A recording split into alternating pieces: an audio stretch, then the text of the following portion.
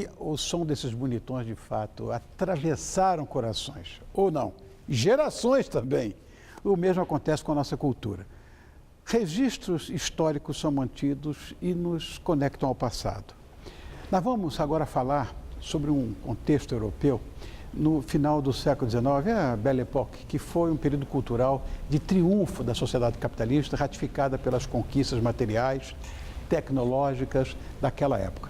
E mudou muita coisa por aqui, em diferentes contextos. Nós vamos saber mais com a ajuda dessa doutora em História pela USP. Olha, só isso já é a grande referência.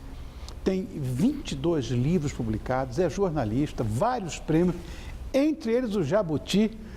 Ela é insuportável. E é um assunto que eu adoro, você sabe disso. Estou recebendo a Márcia Camargos. Oi, meu amor, obrigado por ter vindo. É tão novinha, doutora, então levanta, fica aí. Delícia voltar aqui para te ver, Pois é, obrigado, meu amor. Não mais do que eu. Você está bem? Está muito Prazer em revê-la, querida. Que bom, prazer. Mas hoje vamos falar sobre uma época cheia de mudanças estéticas, mas também comportamentais, né? Com certeza. A gente estava falando agora em off a respeito disso, na vida de nós outros paulistanos, que eu me considero também paulistano. O fim do século XIX, início do século XX. Então, antes da chamada Belle Époque em São Paulo, como é que era a vida por aqui, Márcia? Bom, era uma cidade bem provinciana, né?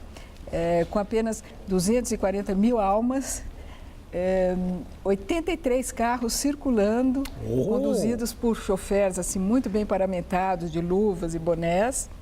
E os estudantes faziam serenatas pelas ruas essas, inclusive, iluminadas a lampiões a gás. Que beleza. Então era interessante que no final da tarde vinham os acendedores e com aquela vara comprida acendendo Isso, um por um. Né, para iluminar ali tudo ao redor. E eles só não acendiam os lampiões nas noites de lua cheia, porque daí a própria natureza se encarregava de iluminar a cidade. Então era completamente diferente do que a gente imagina, aqueles estudantes de direito do Largo São Francisco. Então é uma coisa bem tranquila e pacata, que não tem nada a ver com essa loucura de hoje em dia. Isso é bacana, que antes da luz, porque as pessoas não sabem por que ele se chama luz, porque foi ele que começou. Sim, a primeira demonstração de luz elétrica pública foi ali no Parque da Luz, em frente à estação da Luz, que estava em construção. Exatamente. Né? E por que surgiu a necessidade da modernização? Olha, rapidamente a população de São Paulo cresceu, no censo de 1920 já tinha mais de 600 mil habitantes, isso tudo com a grande influência dos imigrantes, sobretudo, né, os espanhóis e os italianos. E São Paulo já era um importante polo ferroviário e industrial, todo esse parque fabril, começando aí com a riqueza gerada pelo café, né? Agora precisava entrar na modernidade em termos culturais, artísticos e sociais.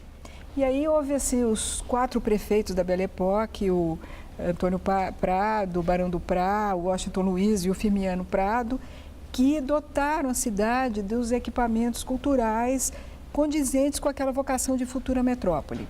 Então, São Paulo ganhou avenidas, praças arborizadas, né? Praças em geral são arborizadas. Um presidente da República paulista, que foi o Washington Luiz. Washington Luiz, certo. E dotou a cidade com todos esses recursos, essa urbanização assim, calcada nos moldes franceses. Agora, isso trouxe também como contrapartida, é claro, a especulação imobiliária e empurrou a população mais humilde para as periferias, porque elas não podiam mais arcar com os altos custos ali do centro, das regiões centrais, cujos preços aumentaram muito, né? Essas regiões que já eram servidas com algum saneamento básico, então a Belle Époque também trouxe essa contrapartida da exclusão social. Nós vamos mostrar uma foto criançada, mostra essa foto aqui, olha que coisa mais linda, que praticamente abre o seu livro, né? Retrata a família Santos Dumont em 1900. Por que ela é tão emblemática assim? Ela é emblemática porque ela mostra justamente esse instante de tensão e ruptura entre duas épocas. Então, nas vestes, nessa pose, nas roupas das mulheres e dos homens tão elegantes, nos chapéus, o típico chapéu aí do Santos Dumont, e nesse palacete de estilo eclético do Ramos de Azevedo. Grande arquiteto. Vê, grande arquiteto, o arquiteto da Belle Époque. você vê um passado que está prestes a ser submergido pelas invenções tecnológicas, pelas máquinas, pelos carros ali representados pelos 2 Peugeots importados da Europa, que logo iriam ali inundar cidades e mudar completamente a feição da capital paulista. Agora, Márcia, com certeza, falei agora do Ramos de Azevedo, a arquitetura também foi a principal vítima, entre aspas, né, vítima para o bem, né, da Belle Époque. E tem um monte de foto aqui que eu me distraio. Vou mostrar essas fotos. Olha que coisa linda, ainda estava em construção, né? Em construção, em frente o Parque da Luz, que é o parque público mais antigo da cidade, né? Que era deslumbrante, era lindo. Tinha até animais, lindo, pequeno zoológico. Ah, que bonitinho. E sem dúvida a arquitetura foi uma grande vítima porque esses prefeitos da Belle Époque, eles demoliram aquela cidade colonial de Taipa, né? Hoje a gente tem assim poucos remanescentes, para substituí-la pelo tijolo do ecletismo. Olha isso aí, gente.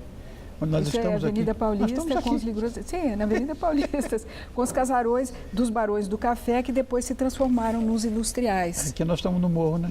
Nessa burguesia emergente que estabeleceu os Campos Elíseos. Que foi a sede do governo que coisa linda, não? E ainda está de pé, alguns poucos estão de pé, a maioria acabou sucumbindo. No Rio não fizeram aquela coisa de derrubar o Pereira Passos, o Morro do Castelo. Derrubaram tudo, fazer a esplanada, enfim.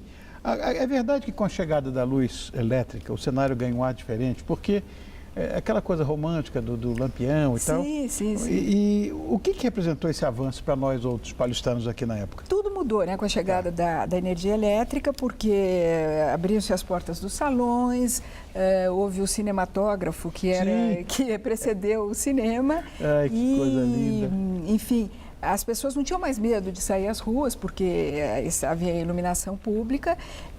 Medo então nós temos hoje, com holofotes, refletores, com tudo, a gente não sai. Olha que coisa linda essa. E as pessoas, mudou a dinâmica social. Agora, uma outra coisa que também a eletricidade trouxe foi a substituição dos bondes puxados a tração animal, a burro, pelos bondes elétricos e também, é claro, o mais importante, a eletricidade que moveu as máquinas. Agora, olha que curioso, né? Por trás disso existem os trabalhadores e aí vieram os primeiros movimentos operários e as greves e as reivindicações. E, para a gente tratar aqui de um tema bem atual, em 1910, os cobradores de ônibus e os motoristas de ônibus realizaram a primeira greve contra os funcionários da Light, realizaram a primeira greve reivindicando... De bondes, então de bondes. De bondes. Né? Você falou de bondes. A primeira greve reivindicando melhores condições de trabalho e o direito de organização sindical. Então, é interessante que essa eletricidade, ela trouxe também uma questão assim de democratizar e implementar essas relações de trabalhos novas que estavam sendo... começando aqui em São Paulo. E na área artística, mas que aí esse período representou também um avanço muito grande, né? Com certeza. Eu acho que um dos maiores legados, paradoxalmente, porque toda essa produção viria questionar aqueles valores europeizados e, enfim, conservadores da Belle Époque, que se pautou muito e se inspirou muito na Europa e, sobretudo, em Paris, houve esse legado dos modernistas da Semana de 22. Exatamente. Certo? Tem fotografia aí, tem dia mostrar, tem umas fotos, olha, ó. A gente, desenhado por Di Cavalcanti, esse catálogo da Semana de 22. Então, Anitta, Brecheret, o Di, em termos de música, Villa-Lobos e todos os autores também, escritores, poetas, Guilherme de Almeida, Mário Oswaldo de Andrade, e depois os herdeiros também, os teotrólogos, a Tarsila do Amaral, que não esteve na Semana de 22, mas se uniu, é claro, é uma das grandes modernistas, né?